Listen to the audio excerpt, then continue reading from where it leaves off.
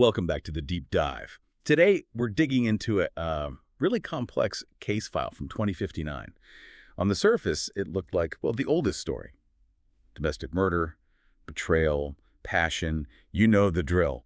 But as you might guess, it gets way more complicated. Our mission today is to trace how this single incident spirals out. We're talking corporate shields, state espionage, even techno-terrorists. It all unravels fast. Yeah, the initial scene, as Lieutenant Eve Dallas found it, was just brutal, a real gut punch. Yeah. You've got Reva Ewing, she's this top security expert, ex-Secret Service, working for Securecomp, which is part of Roarke Industries. She goes to her friend Felicity Cade's place and finds her husband, Blair Bissell, this handsome artist type, dead, murdered, naked, in bed, right next to Cade. And the setup for motive. It was almost gift wrapped for the police. Yeah. Reva admitted she went there angry as she'd just gotten photos proving the affair. Yeah. But she also had gear, like a reconfigured Secret Service stunner, signal jammers. She even mentioned using a mini drill on his jacket. Yeah, tore up his expensive leather jacket. Pure rage, right? Exactly. The scene just screamed jealous spouse, knife left behind, everything. Looked like a perfect crime of passion. Perfect is the word. Or maybe too perfect. The initial evidence, all the physical stuff, it pointed straight at Reva. Her prints were on the weapons. Okay, wait. The weapons? A kitchen knife, you said? A jagged-edge kitchen knife, yeah, and a stunner. But here's the thing. It was a recent military model stunner. Not her standard SS issue one. That's a key detail. Her prints, though, strategically placed. Okay. And the bodies themselves. What did forensics say about how they died? Did it fit the rage narrative? Well, that's where it started to fall apart. The coroner found these small red dots, stunner marks, but they were placed really precisely. Bissell between the shoulder blades, Cade between her breasts. So not random, more like clinical. Exactly. It suggests they were incapacitated during sex. Probably, an encore, as the coroner put it. Disabled first, then stabbed. That's not typically how a spontaneous rage-fueled attack goes down. It felt professional. And then there was the cleanup attempt, right? The classic amateur trying to cover tracks element. Yeah, they found blood traces in the bathroom drain, and guess whose fingerprint was on the sink? Reva's. Looked like a clumsy, panicked attempt to wash away evidence, just another piece designed to frame her. Okay, so the lead investigator, Dallas, she sees all this. And she immediately smells a rat. She called it two-staged, said it felt like walking onto a vid set. That level of obviousness, that perfect frame, that was the first real clue. This was something much bigger. Who benefits from this specific frame? Right. And that leads him away from the domestic angle and towards the victim himself, Blair Bissell. They start digging into him, and his home data center, his studio electronics. Completely fried, professionally wiped, total data corruption. And not just deleted files. They use something specific. Yes, something called the Doomsday worm. Doomsday worm. Sounds serious. It is. We're not talking about some off-the-shelf virus here. This is sophisticated stuff. Military grade, some say. Designed for absolute data destruction. No recovery. Zero. So whoever staged the murder really wanted Bissell's digital life gone. Precisely. That links it straight to, well, possibly techno-terrorist groups, high-level players. This wasn't just about silencing Bissell. It was about erasing his secrets. And if the goal was erasing secrets or data, you have to look at Reva again. Not as the killer, but as the target of the frame.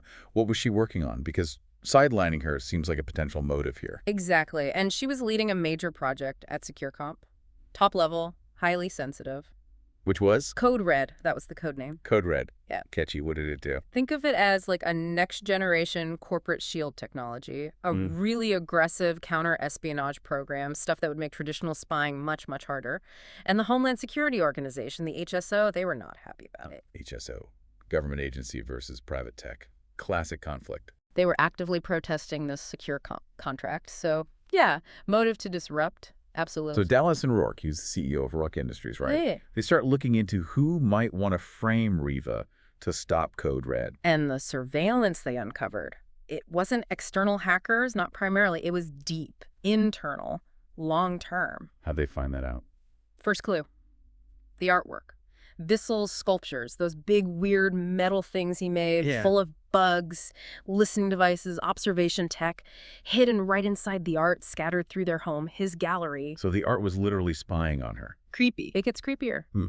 They found something else, something they called the mobile bug. Okay, I'm bracing myself. What's the mobile bug? It was. It was a subdermal electronic device. Tiny, sophisticated. External, you mean?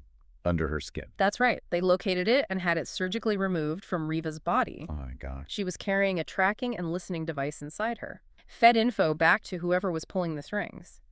She was essentially an unwitting mole. Her own husband, the man she loved, his art was bugged, and he arranged for her to be implanted. That's monstrous. It's the ultimate violation of trust, isn't it? Using intimacy itself as a weapon.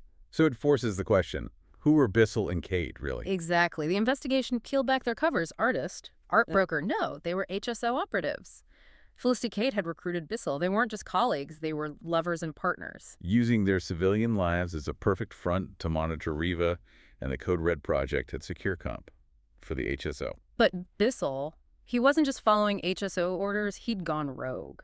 How so? Evidence started piling up. He was using his HSO skills and access, but for personal profit, big profit, selling carefully packaged data, probably stolen Securecomp or HSO intel, to the Doomsday group. The same group whose worm was used to wipe his systems. The very same. He was playing everyone. HSO, Doomsday, and of course his wife, Reva. A triple agent, essentially. Okay, so Bissell isn't dead. He's alive, he's rogue, he's playing multiple sides. This changes everything. Absolutely. And it explains why the body count wasn't finished. A frame this elaborate always has loose ends. You have to clean them up. Which leads us to the next victim, Chloe McCoy. Right. Bissell's mistress. Only 21. Found dead. Staged how? Looked like a suicide. Pills dissolved in wine. There was even a note. But Dallas didn't buy it. Nope. Too neat again. Too clinical. The pills were black market, dissolved, suggested someone else prepared it. And the note... Coerced. Bissell had apparently forced her to write it earlier. Standard practice for someone planning betrayals. What linked her directly back to Bissell's ongoing operation, though, besides the affair? A locket. A heart-shaped locket he gave her. Seemed sentimental, right? But it wasn't. Inside. Hidden passkey. Oh. Access to a data Dropbox, most likely. She was holding something for him. Incriminating data, probably. So she knew too much. Knew he was alive, maybe. Knew about the data. Exactly. A dangerous loose end. So she had to be eliminated. And then the really audacious move. The body in the morgue. Bissell's body. Gone. Vanished. Stolen by someone impersonating a disposal team member. Okay, but if Bissell's alive, whose body was in the morgue? And why steal it? Well, that's the final piece of the deception puzzle.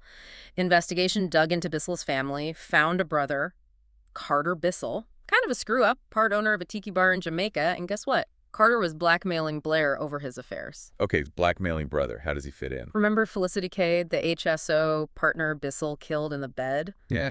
Turns out she'd traveled to Jamaica 4 times in the last 18 months. Seems like she and Bissell were coordinating something involving Carter.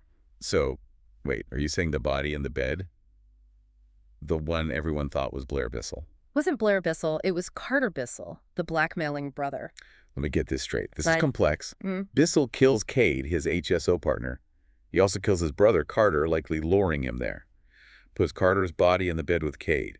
Stages it all to look like he, Blair, was the male victim. Frames Reva. Exactly. Then, later, he arranges for Carter's body, which is tagged as his body, to be stolen from the morgue, wipes the slate clean. Wow. Why go to all that trouble? Why the body swap? 2 main goals, it seems. First, eliminate threats. Cade knew he was rogue. Carter was blackmailing him. Both gone. Second, maximize the disruption.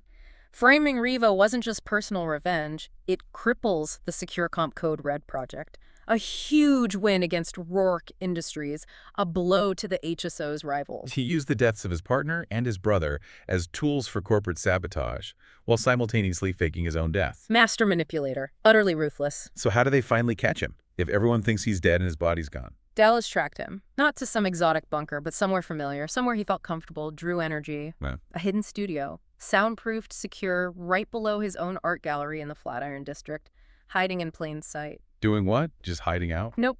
He was working, welding actually, creating his final project, narcissist to the end. How'd they pinpoint him in a secure studio? Cutting edge tech again. A specialized heat sensor, powerful enough to detect body heat through steel and concrete. The welding made him light up like a beacon. So they move in for the takedown. And Bissell, cornered, goes full-on action villain. He actually fired a shoulder-launched missile. A missile inside the city at cops. At Dallas and her HSO contact, Assistant Director Sparrow, who was reluctantly cooperating by then, shows you his level of paranoia and desperation. Incredible. But they got him. Alive. Oh yeah, Dallas cornered him, took him down. Alive. And he confessed. Under questioning, yes. Admitted killing Cade, killing his brother Carter, the whole frame-up of Reva, the motive to sabotage Securecomp. Spilled everything. And the HSO involvement? Did that come out? Sparrow must have been sweating. It sure did. Issel's capture blew the lid off a lot of things, including the HSO's, let's say, ethically flexible methods. It even led to files surfacing about Dallas's own past, how the HSO knew about her childhood trauma in Dallas, Texas, decades earlier. You mean when she was just a child trapped? Yes. And the HSO knew, but they didn't intervene. They prioritized their big picture surveillance over rescuing a child. Bissell inadvertently exposed their long history of exploitation. So in the end, Reva Ewing is cleared. Exonerated. Officially, yes. Yeah. But the damage, I mean, imagine the betrayal. Your husband, your friend, your government, your own body turned against you. The emotional cost is immense. What a journey. Started as a seemingly simple, if tragic, domestic murder. Ended with double agents, techno-terrorists, corporate super shields, multiple murders. All orchestrated by one man. It really hammers home a key point, especially in that kind of advanced technological world, but maybe ours too. All the tech, the shields, the bugs, they matter. But trust, that's the ultimate security system, and the most fragile. Bissell's whole operation depended on manipulating trust, hiding behind that charming artist facade. The biggest threats really do come from the inside. Yeah. Blair Bissell, the renowned narcissistic artist, masking a mercenary spy underneath, hiding global conspiracies behind sculpture and charisma. It really makes you wonder, doesn't it? Yeah. In our own world right now, what kind of massive, complex schemes might be hiding in plain sight? Protected by fame, by beauty, by art, or just by seeming ordinary? Something to think about next time you're browsing an art gallery, perhaps.